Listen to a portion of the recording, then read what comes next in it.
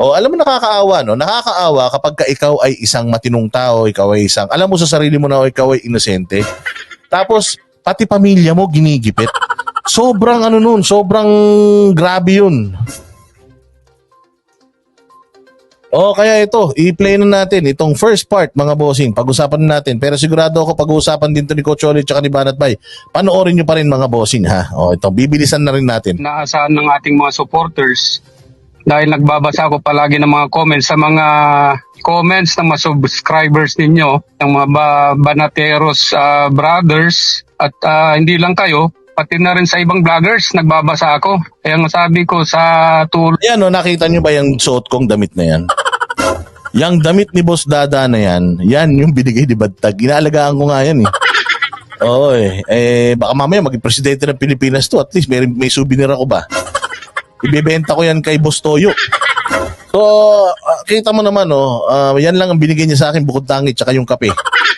Ay, napakain pala ako niyan sa Max. Pero hindi ko sinasabi na siya'y kuripot. Hindi ko sinasabi. Ang sinasabi ko lang, napakalayo.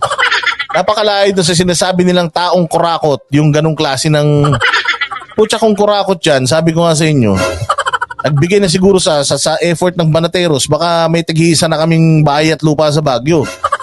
Pero matinong tao hindi ba? Kaya ayun lang, kaya kung ano yung kanyang may offer sa amin, actually tinatanggihan pa nga namin, pero kung ano yung kanyang may offer, okay na yun sa amin, no? Ibig sabihin, napatunayan namin doon sa kanyang mga gestures towards us na siya hindi talaga masamang tao at kurakot. Tulong ng mga comments na yan ay lumalakas ang loob natin kasi maraming umaasa talaga na ipagpatuloy pa rin natin ang laban at lumabas ang katotohanan. Banat Bay, Coach Oli at Boss Dada. So umpisa na natin itong tanong po natin. Unang-una sa lahat asan po ba kayo? Joke lang. Bibiro lang po. Biro lang po, hindi ho natin alam linawin po natin, hindi po natin alam kung Alam nyo ba? Alam nyo ba nang tinanong namin siya, nasan po kayo? Sasagot siya.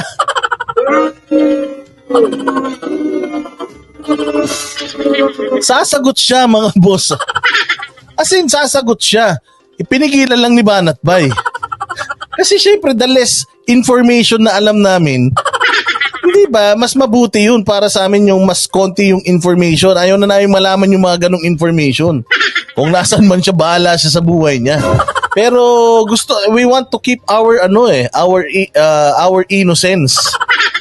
Oo, sasabihin niya sana nandito ako sa sabi na wait. DJ, ano ka ba? Masyado ka namang gullible. Huwag mo sasabihin sa amin. Pagka sinabi mo sa amin, baka mamaya masabi namin kung kanino yan. Dahil sa amin, makulong ka pa, magalit yung mga followers mo. Huwag mo sasabihin, tawa rin siya ng tawa. Sabi ko nga sa inyo, mabait to. Sobrang bait na ito San po si General Bantag at nagpapasalamat nga tayo dahil binigyan tayo ng pagkakataon ang Banateros Brothers para makausap. Coach Oli, meron ka bang katanungan, Boss Dada? Una, we miss you, General Bantag. Ito loko-loko si Banat Bay Di salita siya ng salita, no? Ganun siya siya nagpasimula. Ako na magsisimula. So ito na nga po. Yan. So salamat at kami yung pinagkatiwalaan.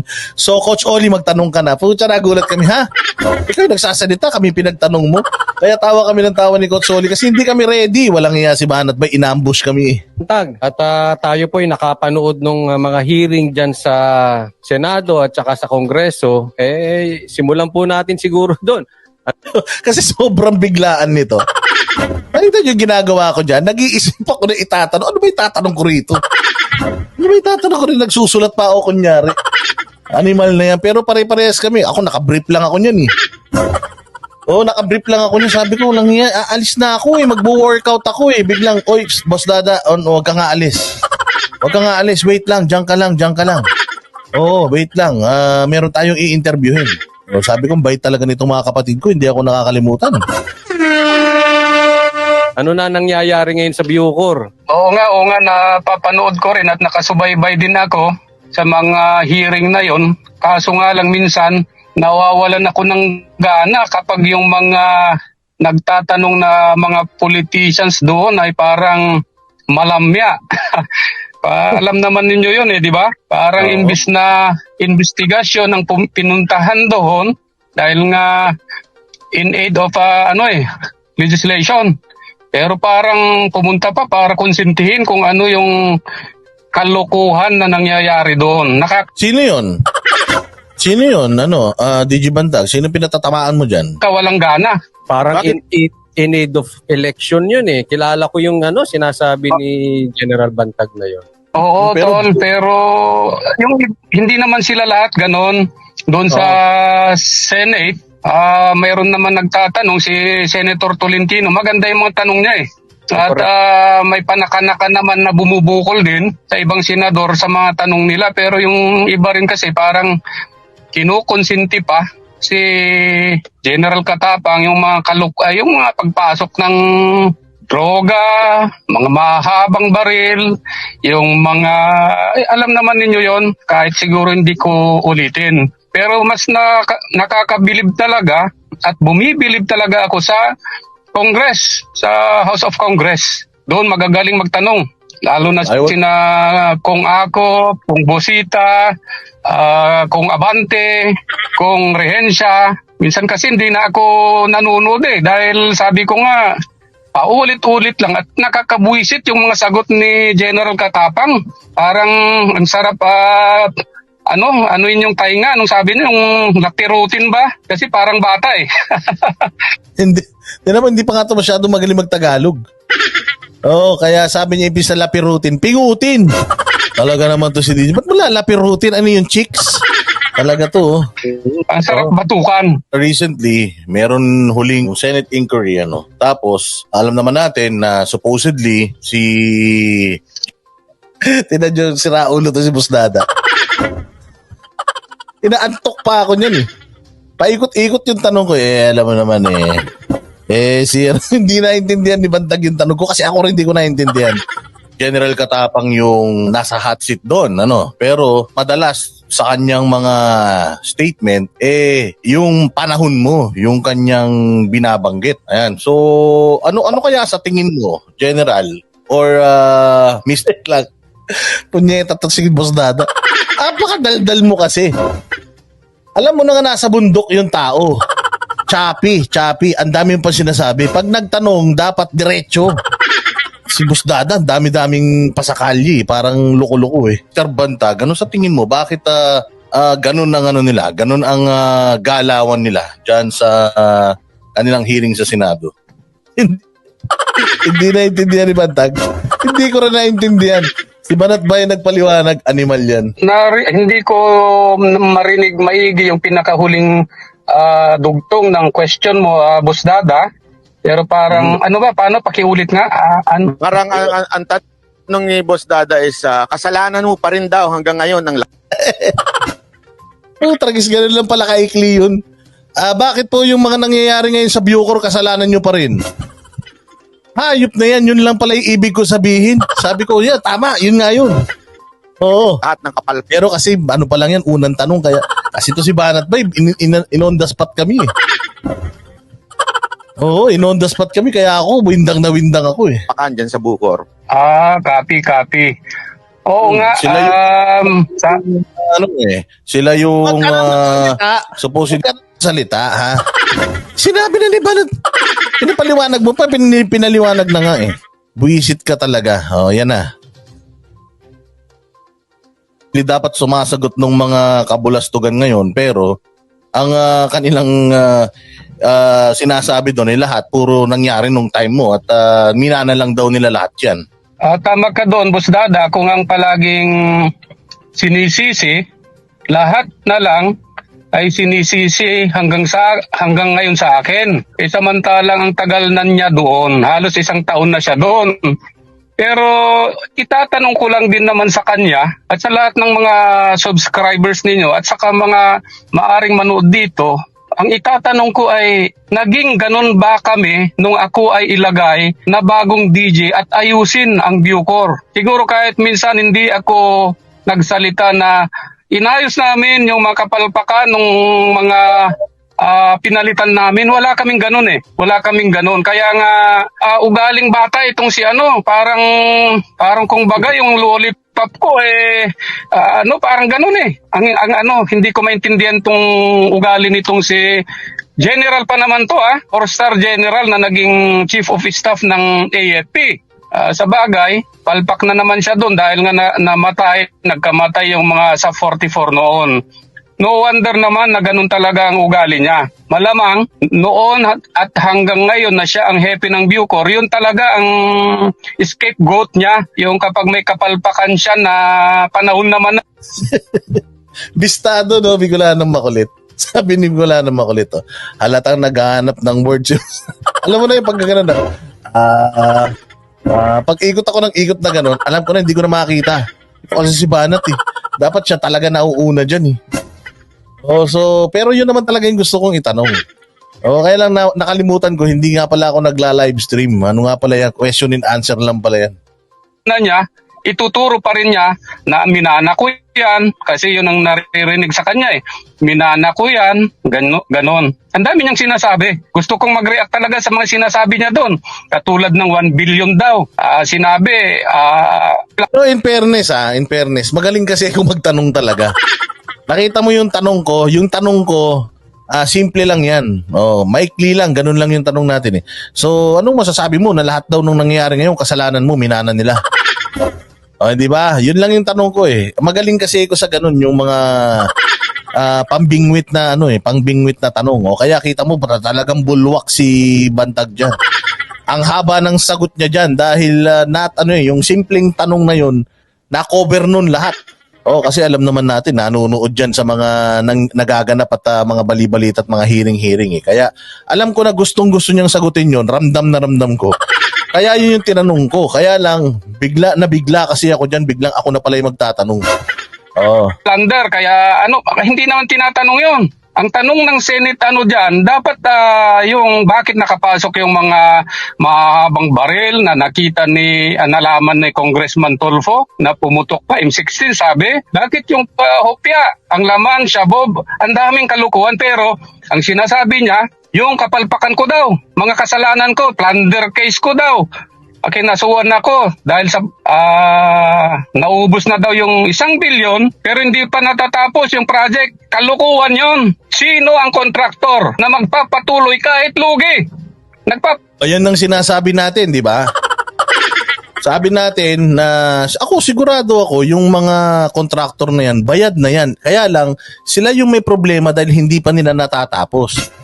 Kasi sinong loko-lokong kontraktor na nagninegosyo, parang bigas lang nga yan, di ba? Sinong loko-lokong nagninegosyo tapos palugi? Di ba? Ayaw mo, lalo na sa construction, Diyos mio, pag nalugi ka dyan, milyon talaga. Kita mo naman yung kontrata nila, 1 billion. So ikaw, construction firm ka, magpapalugi ka ng 300 million? Tanga ka ba? Wala ka bang pasahod? Wala ka bang mga bills?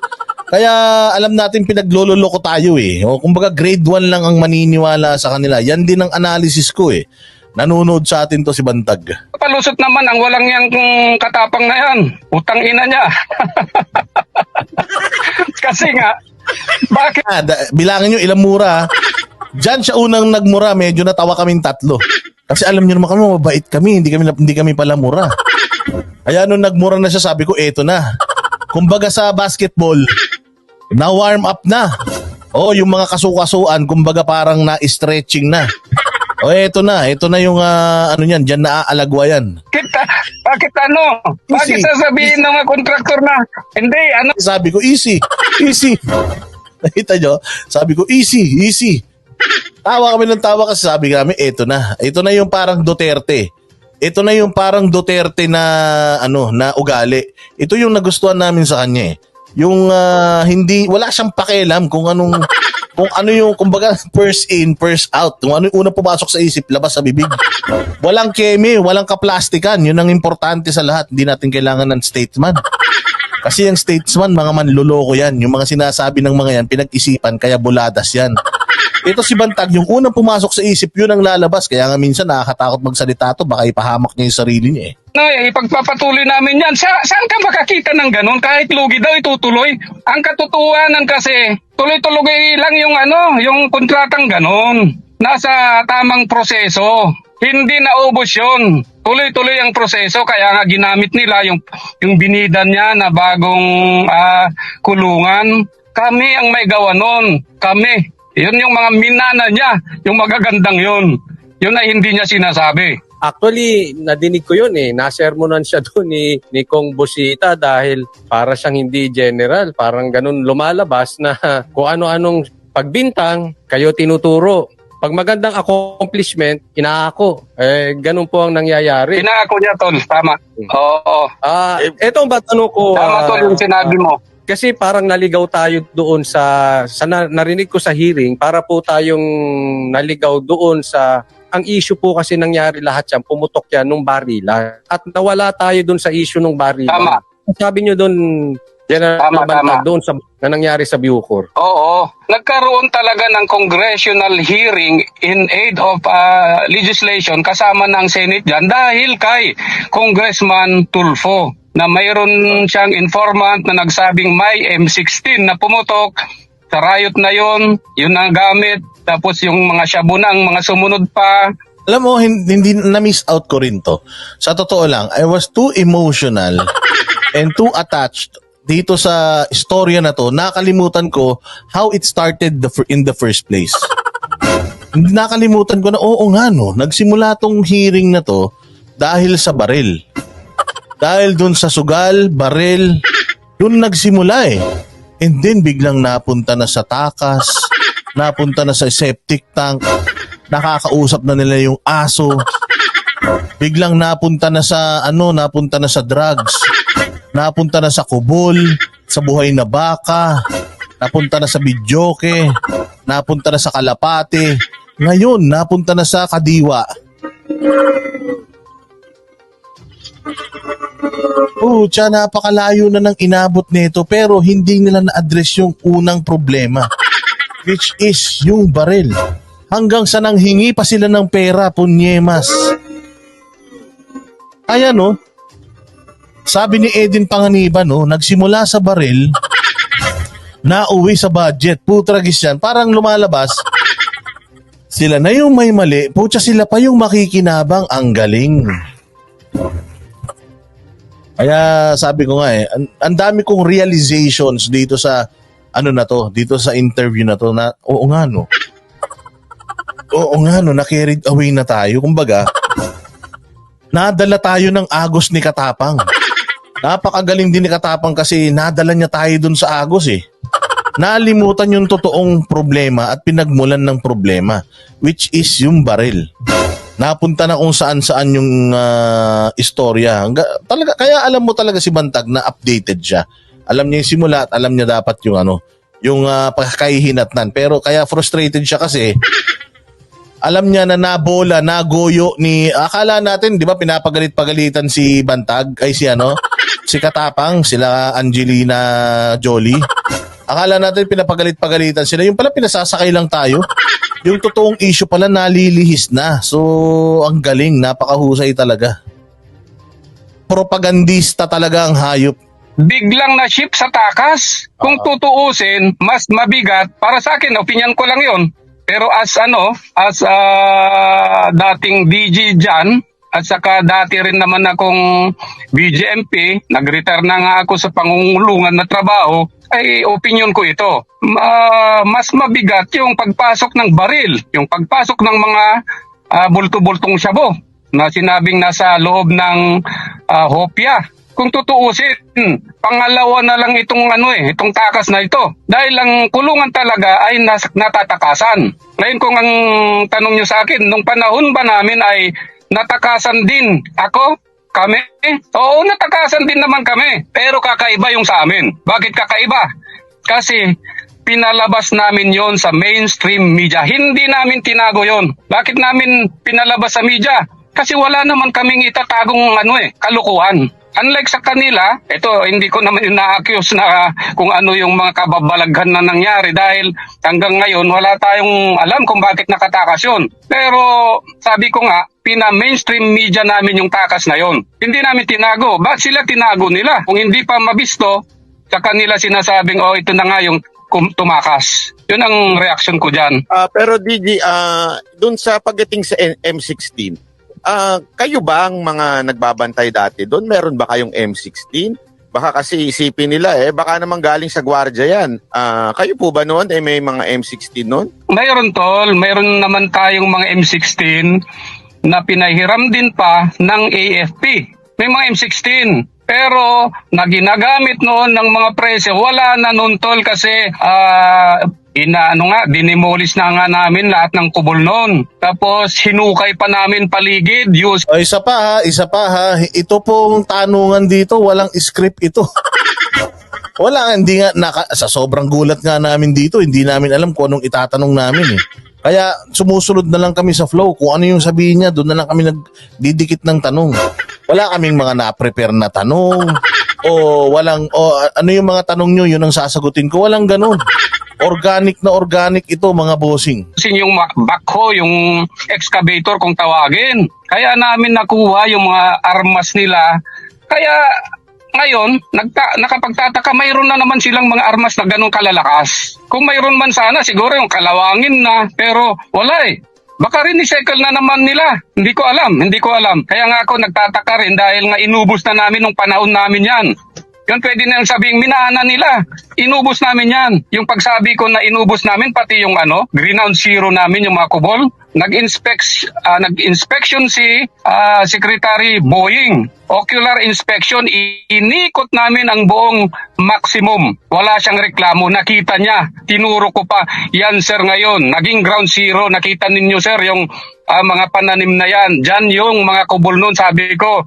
Ang ganda, yung mga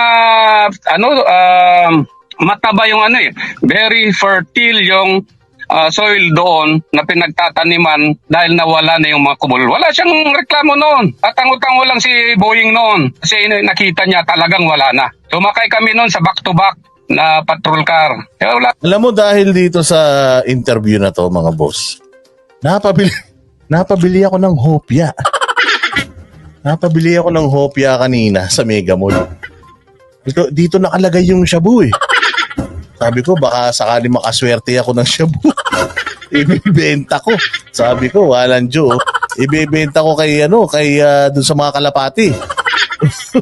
Kaya napabili ko niyan. So, MB10, sponsoran nyo naman ang Banat Brothers. Siyang masabi. So, ibig sabihin, DG, nung time mo, alagang zero dyan sa maximum, tinanggal nyo lahat ng kubol. So, ibig sabihin, yung mga kubol na binabaklas nila nitong mga nakaraan lang, pinapakita nila sa media, bago na yon. Ibig sabihin, iniba bago nyo, na yun. nagtayo sila ng bago. Oo, tol. Kasi, di ba, nung nagkaroon ng inspection ngayon, di ko alam yun kung sa Senate yun, na picturean, accidentally na picturean yung hardware ni Ahas. Yun ako hindi ko rin na-capture yun. Ano sinasabi niyang na-picture? Alam niyo, natatandaan niyo yung merong pasad na picture na nakitang ganun, tapos may mga buhangin, may mga bakal, merong mga hollow blocks. Hardware pala ni Angelina yun. Oo, yung hardware niya nandoon sa loob. Saan ka naman, di ba? So may negosyo sa loob. Yun ang sinasabi nito ni DG Bantag. Na-miss out natin. Akala ko, orders na yun ng mga preso. Yung pala, ano yun? Inventaryo pala yun. Inventaryo. Angelina Bautista, yung gagong yun. Siya ang nagbebenta at doon sila nanggagaling. Doon sila nanggagaling yung pinagpapatayo nila ng kubol. Doon galing sa hardware ni Ahas Bautista. Angelina. So, di ba po dati ang nagbebenta doon? Alin? Ngayon binalik niya uli. Di ba yan po yung dati niyang negosyo? Oo. Tapos ngayon binalik nila uli yung negosyo niya yun, hardware na yun. Oo, binebenta niya yun. Ngayon daw tinanggal. Binebenta niya para magkaroon ng kubol uli. Tinanggal na daw po si Angel Alin, Bautista. Tinanggal na daw po si Bautista. Kalokohan yun. Po ba, mayroong information akong natanggap, tol, at credible naman yon. Hindi na siya nag-opisina, oo. Nandun siya, nag-opisina sa director's quarters, yung tirahan ni Katapang. At ginawa nga siya na intelligence. Kaso na-expose natin, nung nagkaraan, baka na naman hindi na siya pinapa-issuean ng papel. Pero ano na lang, kung intelligence siya, hindi na kailangan isulat, hindi na kailangan bigyan ng Consultant, ganun na lang yata. Parang consultant na lang mga bossing yung kanyang designation. Kasi di ba nag-resign siya eh. Kaya kita mo niloloko tong mga senador, mga congressman netong nila Katapang. Dapat to anuhin to eh. Dapat silipin to ng Congress ngayon. Remember, ano pa sila, sumumpa sila na magre-report sila sa Congress. Kaya Congressman Akop, baka pwede silipin mo to. Matindi tong babaeng to. Oh, kasi parang ang sinasabi dito ni Bantag, walang kaalam-alam si tawag diyan.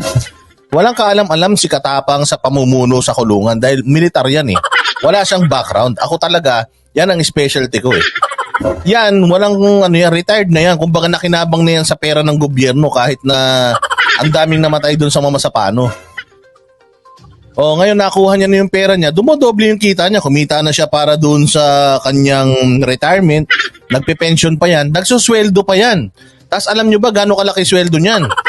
Oo, yung salary grade niyan nasa 300,000 ng isang buwan niyan.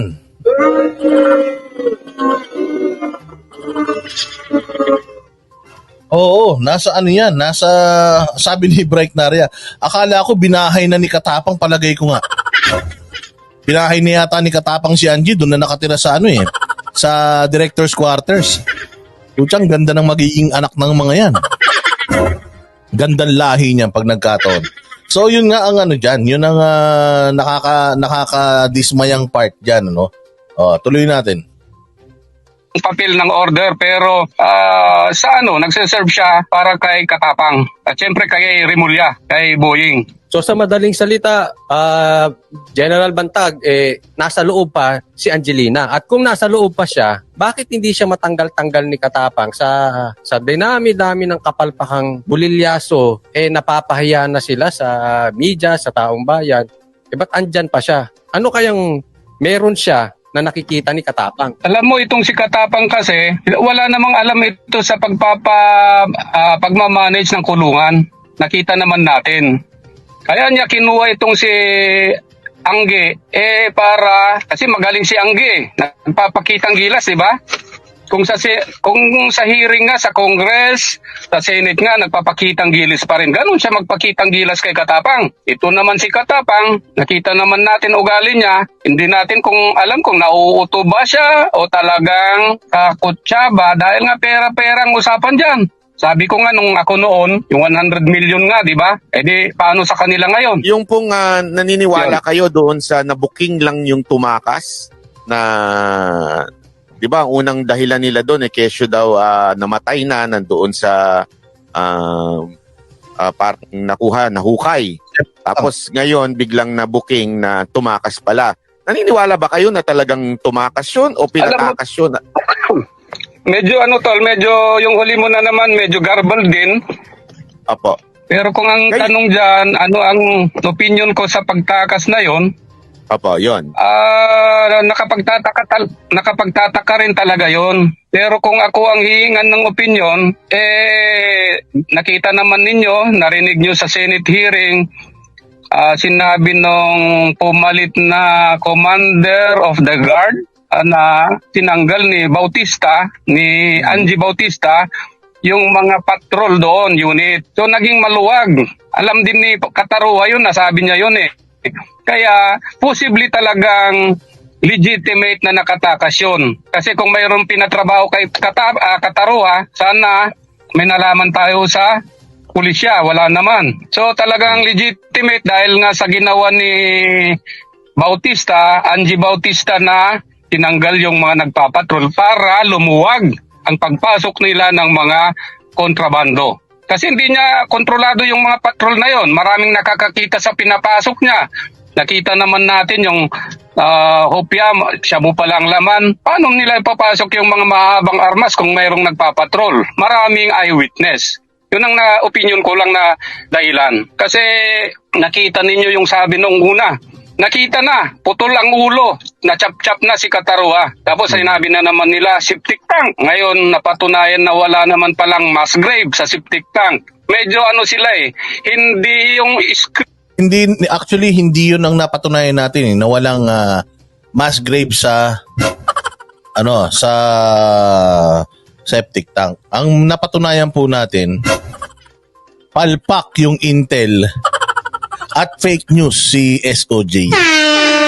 script nila, hindi masyadong pinagplanuhan na excuse. Palusot ang hinahanap nila doon Kaya nagka-buhol-buhol yung palusot nila. Naging itong si Boying pa naging sinungaling kasi fake news. Diba? Boying sinungaling kasi fake news na nga. At believe naman tayo at nagpasensya siya na fake news daw siya. Pero Secretary of Justice, fake news ng Bureau of Correction Director General at palusot naman niya, kaupira lang putang inang rason. Diba? Rason ng bata. Magkaprat yung dalawang yan Paano sasabing? Ang tagal-tagal lang lumabas sa ospital, sasabihin niya, concern ko lang sa health ni Boying. Kaya hindi ko sinabing Tapos hindi naman nila sinong nag-fake news? Sino ang nag-fake news sa inyo? Si Angie Bautista? Si Katapang? Wala Sino nag-fake news? Dapat talaga pinukpok siya ng Congress noon at saka ng Senate Sino ang nagbigay sa iyo ng information na may mass grave diyan at nahuli na diyan, patay na. Buhay na buhay, ngongo nga Bilang maintindihan pero buhay na buhay. Hindi ko lang alam kung nabulungan na ni Boying yung mga mambabatas Baka nabulungan niya na, Andi, gawa-gawa ko lang talaga yun. Oo, gawa-gawa ko na yun. Huwag nyo nang puntahan yun. Mapapahiya lang tayo pare-parehas. Nanong si Boying? Kayo aso. Hindi, yung hearing, mas gusto ko na mga naririnig ko sa sa Congress. Kasi mas marami silang matitibay magtanong. Senator Tolentino, saludo rin ako. Sir Bantag, Sir Bantag, yung sinasabi niyo po pala yung kay Bautista na booking siya, na siya ay nagpatanggal. Dapat ba idiniin pa yung tanong na yon at pinagpatuloy pa yung tanong? Bakit tinanggal yung mga guards? Minsan kasi in aid of legislation lang kasi. Hindi maliwanag para sa akin kung ano talaga ba ang trabaho ng Senate at Congress dito sa sinasabing hearing in aid of legislation. Kung in aid of legislation lang ba, wala ba silang ngipin to recommend the removal or relief of mga kaganon sana di ba? Hindi katulad nitong si Congressman Abante na sinabi niya I like this woman, sabi, this madam to be out of Bucor, parang ganun sana Yun ang mga titibay. Congressman Busita nga, sabi kung ako, Prensya, yun ang mga magagandang Okay naman si Senator Tolentino Kaso nga lang minsan, biglang nakakat siya. Mm-hmm. Nakakat siya dahil putangin na biglang sisingitan ng isang senador. Diba? Pa. Hindi ba niyo napapansin? Pansin parang kumbaga, hindi, okay na yan. Kasi panahon ko, parehas yan Pero itong kay May sino sinasabihan mo? Sino sinasabihan mo yung lagi singit ng singit tapos kwento ng kwento? Sino yun? Sinong senador yun? Napansin mo rin pala, General Bantag. Napansin mo rin pala na mayroong isang senador doon na sobrang self-centered. Gusto lagi siyang kwento niya yung mapapakinggan. Sino kaya yun? Sino kaya yung pinupunto mo? Parang ganun Ito DJ Bantag kay Angie, itong nung panahon mo, tinanggal mo tong taong to. Tol, tinanggal ko yan. Gago talaga yan. Yung sinabi niya, may contradiction kasi kami ng prinsipyo ng pinag-uusapan, kagaguhan. Tinanggal ko yan, tirahan niya lahat, pati mga mag-asawang BJMP, yung mister niya PNP, pumupunta doon para singilin siya, nagtatago kahit nandun siya. Pumunta sa akin sa DQ yung dalawa, Martinez yata yung apelyido kung tama yung memory ko. Napagalitan ko ng gusto yun. Putang ina, sabi ko, kilala kita. Huwag ka nang magpalusot sa akin. Pumupunta yung dalawang mag-asawa, tinataguan mo. Yun ang mga isa niyang sama ng loob sa akin. Dahil nung pinauwi ko na yung dalawa, pinalis ko na yung mag-asawa eh. Yung babae, BJMP. Yung mister niya, PNP. Tapos akala ko umalis yung dalawa. Hindi, nandun pala sa porch. Nakikinig, sinasabon ko ito si Angie Bautista. Yun ang isang malaking, inaano niyang kasalanan ko. Kasi sabi, putang ina. Kilala kita eh. Mga ganun, huwag ka nang magpalusot sa akin. Mga ganun. So, baka lang hindi nyo masyadong nagets yung ibig sabihin. Meron daw naniningil na mag-asawa kay Angie. Kilala naman daw nito si Angie na pera-pera.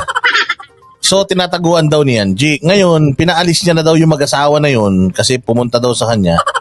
Pinaalis niya na daw yun, tapos kinausap niya si Angie, tapos pinagalit-pagalitan daw niya. Hindi naman daw niya alam na nandoon daw yung mag-asawa na yun. So, naririnig habang pinapagalit-pagalitan niya si Angie Bautista. Doon daw nagsimula na tinuklaw na siya. Doon na nagsimula yon mga bossing. Tago talaga yun. So inalis mo tapos binalik nila, ganun ano? Inalis ko. Magaling kasi yan si Angie Bautista. Kasi si Katapang yata kababayan niya eh. Kasi magaling yan, intil-intilan yan eh. Halimbawa, katulad ko, namatay na si late Torres, Virginia Torres ng LTO, yung chief ng LTO noon, kakilala namin yon. Ngayon dahil kapangpangan yung si late Virginia Torres, kapangpangan din itong si Angelina Bautista. Yung mga kapampangan dyan ha. May Kenny, si Tin Paminton tsaka si Nanay Morning Joe, baka wag kayong ma-offend ha. Si Angie ay kapampangan daw at tsaka si Katapang kapampangan daw. Pero hindi ibig sabihin lahat ng kapampangan ganyan ugali ha. Hindi ganun yun. Imbis na kami yung kaibigan nitong na pinakilala pa namin si Angie, siya na, pinasok na niya. Ganun ang ugali niyan. So, Kaya kang pasukan. parang sinasabi nyo, pagdating sa magaling mamera itong si Bautista. Ayan ha.